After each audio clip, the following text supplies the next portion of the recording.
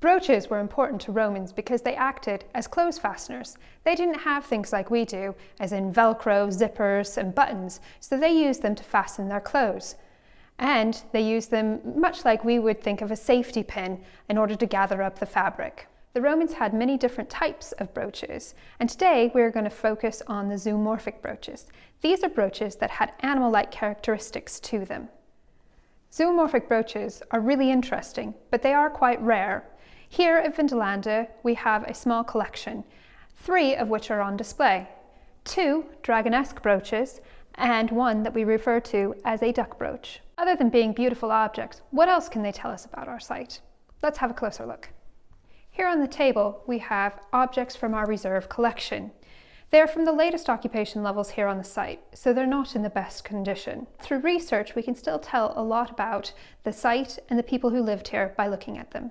We have a few different types of brooches. This one, the lion, is actually really interesting. You can see here the body and the head and the ruffed mane, despite its poor condition.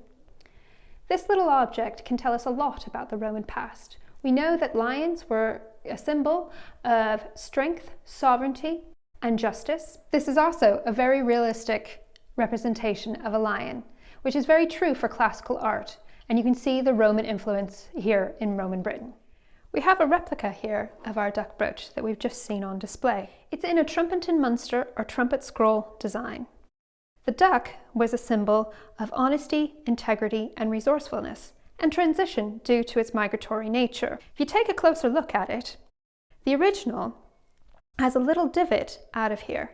Even though it was made of silver and in really good condition when it was found, it's a good reminder that the mold used to make this little object was actually handmade and didn't have all of the perfectness that we get out of modern mass-produced objects. We have another object here.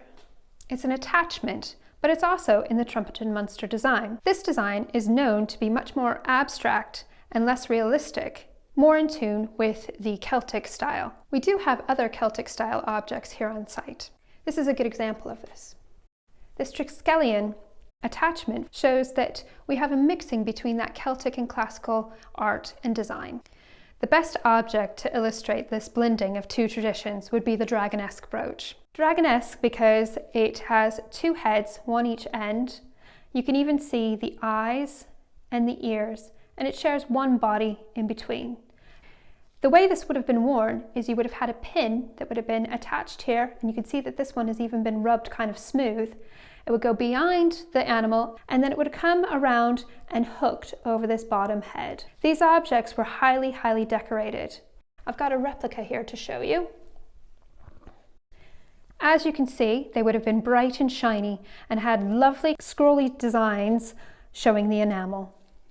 These objects were only found in Roman Britain, with a few outliers on the continent, and show that they were very much a Romano-British brooch.